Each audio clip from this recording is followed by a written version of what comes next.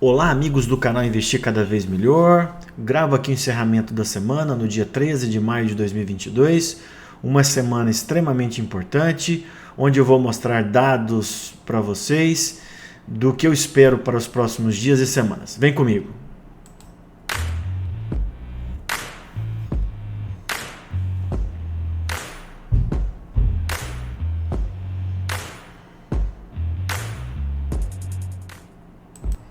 Então vamos lá. Primeiro aquele slide de sempre, né, mostrando que esse vídeo tem apenas um caráter educacional. Então esse vai ser o conteúdo do vídeo de hoje, tá? Eu vou comentar com vocês se a gente está apenas numa correção ou num bear market. Vou comentar sobre a inflação e renda fixa. Bem rapidamente sobre o conflito e lockdown na China. Comportamento das commodities, desempenho das bolsas americanas, extremamente importante essa semana. Eu acredito que a gente possa ter um repique no curto prazo, sobre o dólar e também a situação do Ibov e se chegamos ou não no fundo do poço. Tá, então vamos lá. Então, eu já venho comentando com vocês que a Nasdaq, né, que é a bolsa de tecnologia americana, ela teoricamente já está em bear market. Tá?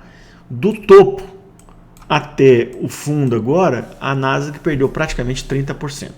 Tá? Então, teoricamente, ela vem fazendo topos e fundos descendentes e esse critério, né? Acima de 20%, o mercado considera como um bear market.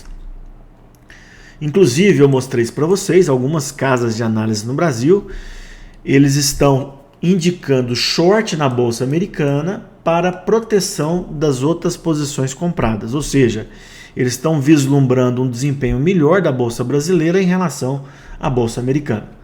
Todavia, já mostrei isso para vocês também, o Warren Buffett sempre comenta, né? Nunca aposte contra a América.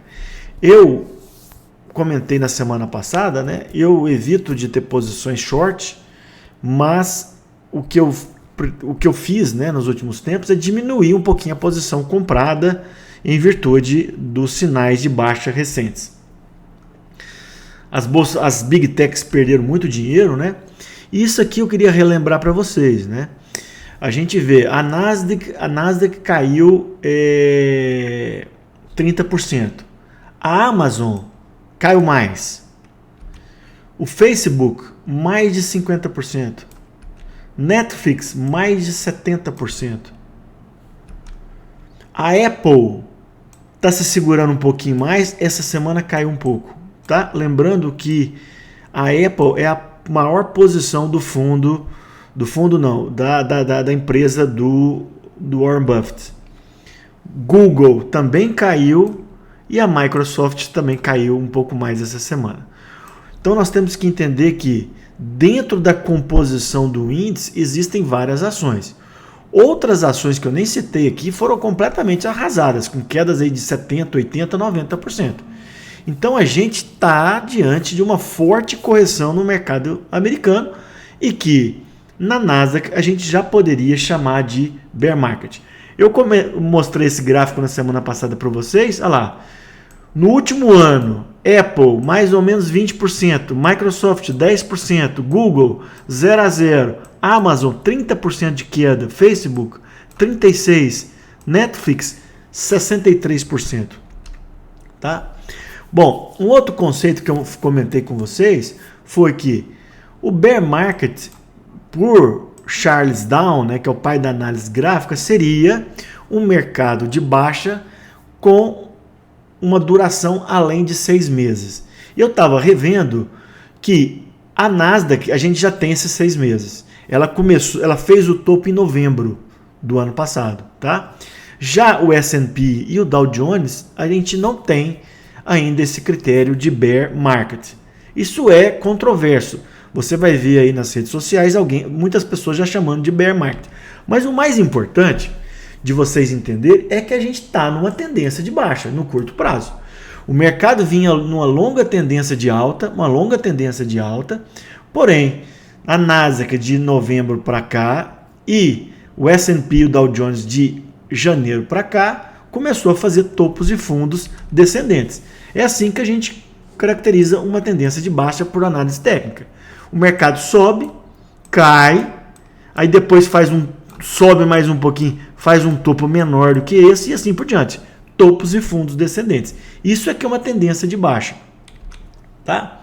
Bom, teoricamente, o bear market ele é um mercado de baixa com uma duração maior. Tá? Usualmente, ele acontece em recessões econômicas. O que é uma recessão? Quando você tem queda do PIB de um país. Tá? Então, o bear market ele é provocado por uma recessão econômica e que leva um longo ciclo de baixa.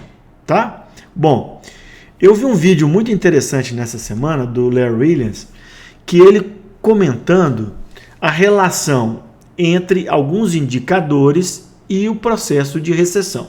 Tá? O processo de recessão é o cinza aqui, tá? Cinza. Ok? Aqui, se vocês quiserem assistir, tá esse título do vídeo nesse canal, tá? Lá o vídeo é mais longo, vocês podem ter outras informações, tá em inglês. Então, ele fez uma correlação entre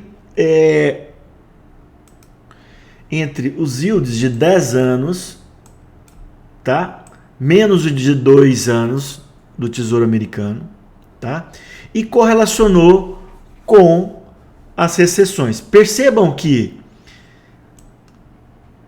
do fundo dos juros, que ele começa a subir, existe um delay. Todas as vezes aconteceu isso. A recessão não é imediata, ou seja, teoricamente os juros começaram a subir agora, né? Então a gente vai ter uma recessão nos próximos meses ou ano, não é imediato, tá? Esse é o primeiro dado importante. O segundo dado importante que ele colocou é o seguinte: a recessão novamente é as faixas cinzas. Ela vem depois que a taxa de juros do americano, ela sobe no primeiro momento, faz um pique, e quando ela começa a recuar, é que vem a recessão. Tá? Isso foi assim nos últimos anos. Tá? Então, teoricamente, o mercado está assustado, mas por esses gráficos mostrados pelo estudo de Larry Williams, a gente poderia inferir que a recessão ela pode vir, porém, no futuro. Aqui, ó, só para vocês terem, aqui o threshold que ele colocou é essa linha aqui, ó, tá? Então você faz um fundo no yield, demora um tempo para você atingir esse limite e depois começar a recessão. Isso se a recessão vier, tá? Outra coisa extremamente relevante que eu vi no estudo do Larry Williams é o seguinte: essa linha azul seria o forecast, né? Seria a previsão da inflação. Perceba que a gente está muito perto do pico da inflação. Muito perto do pico da inflação. E depois a tendência é a inflação ceder. Inflação ceder, os juros vão cair.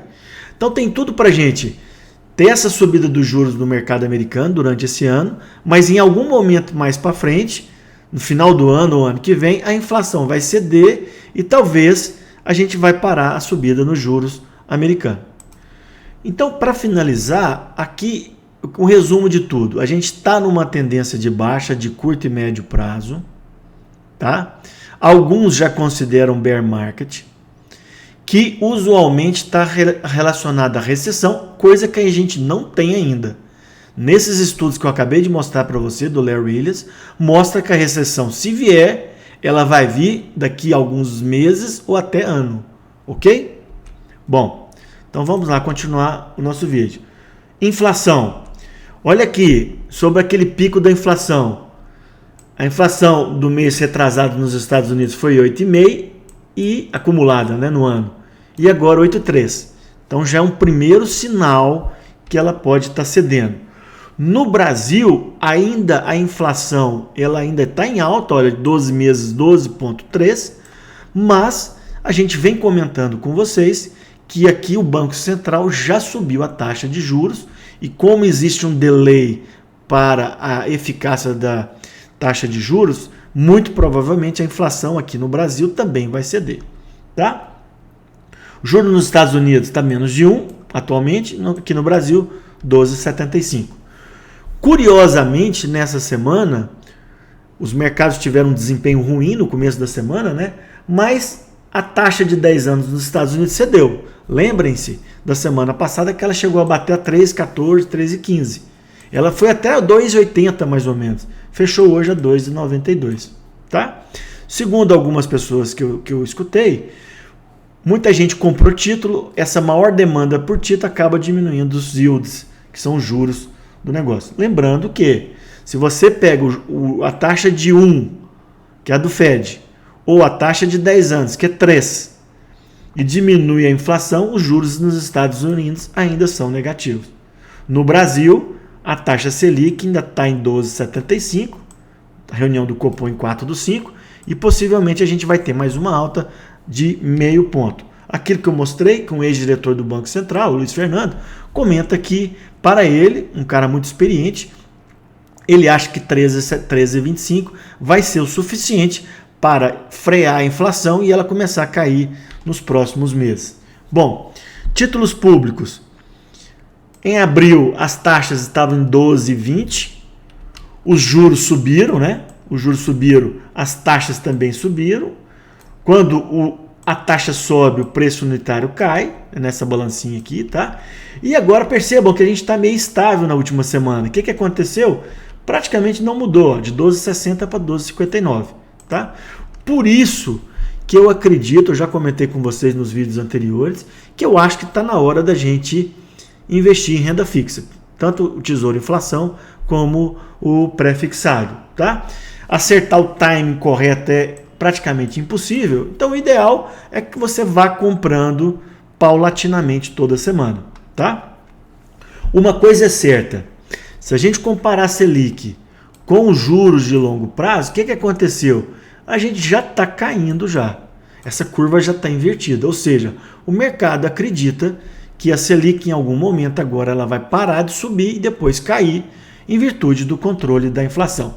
E esses momentos de inflexão são os melhores momentos para a gente investir em renda fixa, tá? Bom, eu mostrei isso para vocês no vídeo da semana passada, uma operação que eu fiz em 2011, mais de 10 anos. A mesma coisa, a gente tinha perspectiva de queda de juros, e não é uma perspectiva para amanhã, nem no mês seguinte, é para os próximos 2 anos. O que aconteceu? Eu fui lá, comecei a comprar título, numa média de 519 e vendi depois, 1 ano e meio depois, por 818. E é isso que a gente está querendo. Você vai investir agora na renda fixa para auferir num curto prazo de um ano e meio a 3 anos, ganhos aí de 40% a 50%. Tá?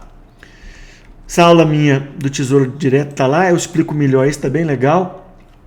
Outra coisa importante que a gente tem que ter na nossa carteira é caixa, né? No Brasil a gente está muito bem remunerado, né? A gente recebe, para manter nosso dinheiro parado em algum investimento atrelado ao DI e a Selic, 12,75. Bom, rapidamente sobre conflito e lockdown. Conflito sem grandes evoluções essa semana, né? Lockdown na China, a mesma coisa, o que acaba pressionando o preço das commodities que a gente vai ver. Curiosamente, os mercados continuam caindo e o ouro que deveria nos proteger também caiu, tá? Naquela mesma aula do Larry Williams, ele fala, quando tem previsão de recessão, é uma oportunidade de você comprar ouro, e ele mostrou que toda vez que tem as recessões, o ouro, ao invés de subir, ele acaba caindo, tá? Então, teoricamente, não seria uma proteção muito significativa. Eu acho que a gente tem que ter ouro para compor carteira, mas eu, particularmente, na última semana, reduzi um pouco minha posição. Isso é apenas uma opinião, né? Não é uma recomendação de investimento. Materiais básicos, né? Que é um ETF que tem lá celulose, minério, siderurgia, petróleo, né? A gente achou que estava fazendo um fundo, perdemos o fundo e fizemos um novo fundo e recuperou, tá? Lembrando que em condições normais esse ETF devia estar voando, né? Porque as commodities estão em alta. O petróleo Brent caiu muito pouquinho, né? De 112 para 111. A soja subiu um pouco, para 1.646. Isso aqui é cotação em dólar, tá, gente? Mercado americano. E aqui o trigo houve um aumento significativo. Então, aquilo que a gente tem falado, né? As commodities estão em alta, muito altas, e elas vão oscilando. Uma semana às vezes sobe um pouquinho e outras sobe um pouquinho menos, ou acaba caindo, tá?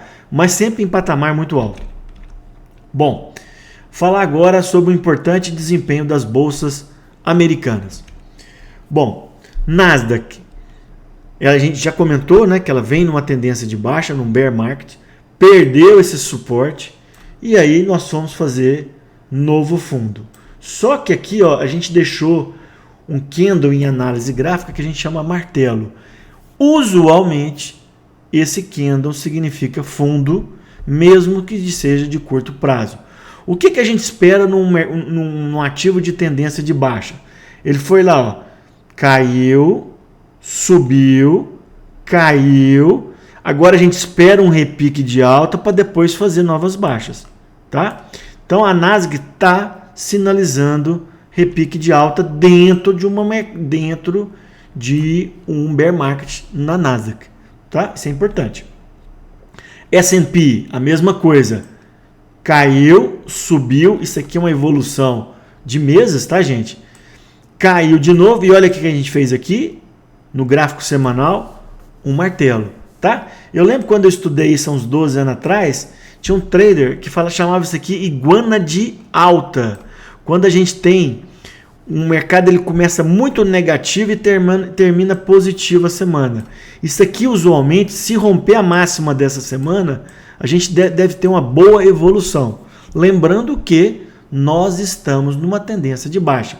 O que se espera é subir um pouco para depois voltar a cair. Isso é extremamente importante, pelo menos por enquanto, tá? A gente tinha comentado, né, que o S&P não podia perder a faixa de 400, perdeu e tocou lá a faixa de 3.900, tá? Dow Jones a mesma coisa, também perdeu o suporte, fez mínima, só que agora sinalizando repique de alta, tá? Então eu até coloquei aqui para vocês gravarem. O mercado americano está sinalizando repique de alta. O que é um repique de alta? São alguns pregões de alta, tá? Dentro de uma tendência de baixa, tá? Outro dia eu estava vendo um vídeo e uma pessoa criticou quem estava falando, que ele só falava eu acho. No mercado, a gente tem que só falar eu acho mesmo, porque alguém que falar que tem certeza do que vai acontecer é um charlatão. O que a gente tenta, através das nossas análises, dos nossos comentários, é identificar qual que é o mais provável. Eu acredito que o mais provável para o mercado americano é a gente ter alta para os próximos dias. Só que a gente pode ser segunda-feira já com a pancada para baixo. Isso pode acontecer, tá? Bom, então sinalizou repique e isso pode favorecer o Ibov, tá? O Ibov a gente vai ver que a gente está um pouco melhor do que o mercado americano, tá? Bom, vamos comentar agora sobre saldo estrangeiro. Eles continuam tirando dinheiro, né? Lembrem-se, de outubro a março só colocaram o dinheiro no Brasil, na B3, tá? E agora, nos últimos 2 meses, os estrangeiros estão saindo, o que pressionou a queda do índice brasileiro, tá? Dólar. Semana passada eu comentava que o dólar estava querendo romper essa faixa dos 5,18. O que aconteceu? Ele tentou vários dias romper, não conseguiu e hoje caiu mais fortemente. O que eu espero no dólar? Que ele caia até a faixa aqui dos R$5 e depois volta a subir, tá? Eu particularmente acho que os fatores de alta que a gente vem comentando no canal vão prevalecer sobre os fatores de queda, tá? O fator mais importante aqui para a queda do dólar seria as commodities altas que favorecem as empresas exportadoras e o carry trade, né? Juros negativos nos Estados Unidos e aqui a gente com juro positivo. Porém, eu acho que no momento atual, seja pelo cenário externo, seja pelo cenário interno, o dólar é para cima. ele vai ter recuo, como eu acho que pode ter na próxima semana, tá? Mas depois vai voltar a subir. E aqui o dólar index rompeu essa faixa aqui, né? Essa faixa inicial do 102, já está em 104,73, fechou em 104,53. Lembrando que no médio prazo ele vai mirar aqui os 120 com o aumento do juro. Toda vez que tem aumento de juros nos Estados Unidos, isso fortalece o dólar frente às outras moedas, tá? Bom, situação do Ibov. Curto prazo, a gente está numa tendência indefinida, a gente vinha numa tendência de alta até abril, despencamos em abril e maio, mas não fizemos ainda aquele zigue-zague de topos e fundos descendentes, tá? Então a gente está numa tendência indefinida do Ibov.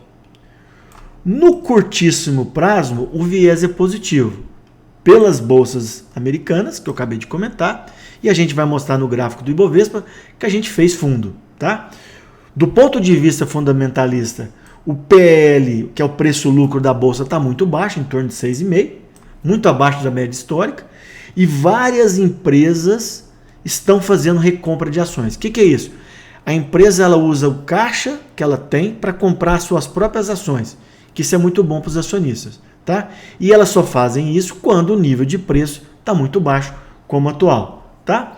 Eu já comentei com vocês, eu penso que no longo prazo a gente tem muita oportunidade, tá? Mas é preciso ser bastante seletivo, comprar empresas boas, tá?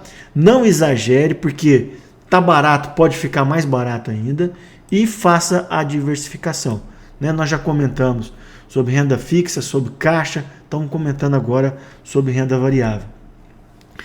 Isso aqui eu vi num canal do investidor sueco que eu fiquei chocado, né? Olha, na década de 50, 60, o americano ficava com a mesma ação 8 anos. Ele comprava uma ação e permanecia no longo prazo por 8 anos em média. Hoje isso é menos de 6 meses. Tá? Em torno de 6 meses. No Brasil, se a gente fizer isso, talvez vai ser menos ainda. Ou seja, a pessoa quer investir pensando no longo prazo, mas acaba investindo no curto prazo. A gente tem que ter na cabeça que a gente só ganha dinheiro no mercado, dinheiro mesmo, onde que a gente vai multiplicar nosso canal por 2, o nosso capital por 2, 3, 4, no longo prazo. Eu opero tanto longo prazo, a maior parte da minha carteira, como o curto prazo. Curto prazo dá para ganhar dinheiro? Dá. Mas o maior ganho sempre vai ser no longo prazo, tá? Então a gente tem que acabar com essa mentalidade. A gente tem que ficar com as nossas ações durante muito tempo. Isso não impede o que eu comentei em outros vídeos, da gente fazer a realização parcial de lucros. Ah, eu tenho ação da Vale, subiu muito? Vendo um pouco. Caiu um pouquinho? Compro mais.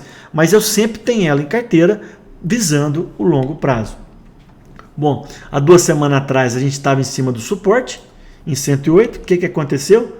Perdemos suporte na semana passada. O que aconteceu essa semana? Começamos a semana muito mal e agora recuperamos. São 3 pregões seguidos de alta no Ibovespa, tá? Ou seja, a gente já sinalizou fundo antes do mercado americano, tá? Porém, a gente vai mostrar no Profit que a gente tem várias barreiras pela frente e aí a gente vai ver o comportamento dessas barreiras, se o fôlego do Ibovespa vai ser um pouco maior ou menor. Lembrando, PL muito baixo, programa de recompra, os estrangeiros saíram, estão pressionando, né? O comportamento da Bolsa Americana vai ditar os próximos passos do Ibovespa. Eu vou comentar com vocês alvos e suportes no Profit. Gráfico semanal, esse aqui do gráfico da semana passada, certo? Eu comentei, se a gente perdesse os 100 mil pontos, a gente ia buscar a faixa de 89, 90, 93, porém a gente se segurou, né? Nessa semana, a gente se segurou, não perdeu 100 pontos e fez esse candle muito legal no semanal. Eu queria que não tivesse essa sombrinha aqui, tá? Que agora no final do pregão teve um pouquinho de pressão vendedora, mas eu acredito mais como gente que ganhou dinheiro nos últimos 3 dias saindo um pouco. Se a gente romper a máxima dessa semana na semana que vem, a gente tem no gráfico semanal um espaço legal para a gente subir, tá?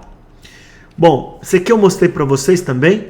Olha a diferença nos últimos 5 anos do S&P para o IBOV. Aqui está o SPX, que é o ETF S&P nos Estados Unidos, e aqui o EWZ.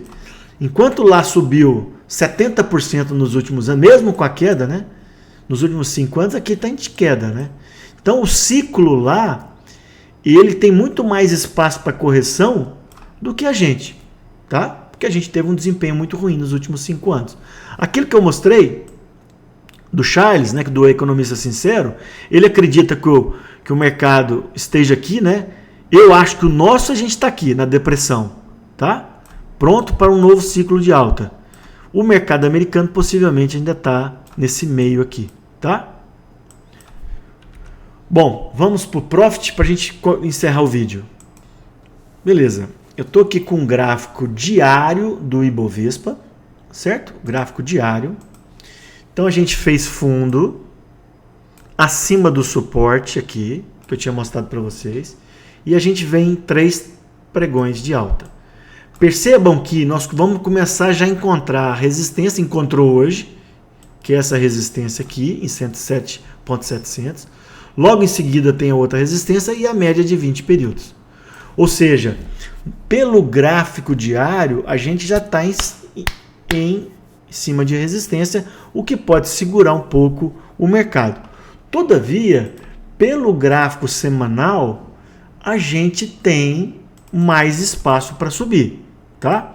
A gente tem mais espaço para subir. O que a gente precisa? Superar a máxima dessa semana, em torno de 107.200, salvo engano. Que aí a gente tem espaço para buscar os 115 mil pontos. Certo? Então, pelo gráfico semanal, a gente tem um maior espaço desde que a gente rompa a máxima dessa semana. Certo? Bom, para finalizar, eu vou mostrar o gráfico do Dow Jones. Aquilo que eu falei para vocês, tá? Ó, a gente fez um candle de alta, que é um martelo, tá? A gente teria um espaço aqui para subir até mais ou menos 34 mil pontos, para depois a gente voltar a cair, haja vista que a gente está numa tendência de baixa, tá? O que a gente precisa para voltar para uma tendência de alta? A gente precisa fazer um topo mais alto, ou seja, romper isso aqui e depois fazer um fundo mais baixo. Ou seja, está difícil. O mais provável é que após esse repique de alta, a gente faça novas baixas. Ok? Bom, peço para aqueles que gostaram que dê o like, que compartilhe com os amigos, né, para a gente disseminar nosso trabalho, que se inscrevam no canal e que vocês tenham uma ótima semana pela frente. Muito obrigado.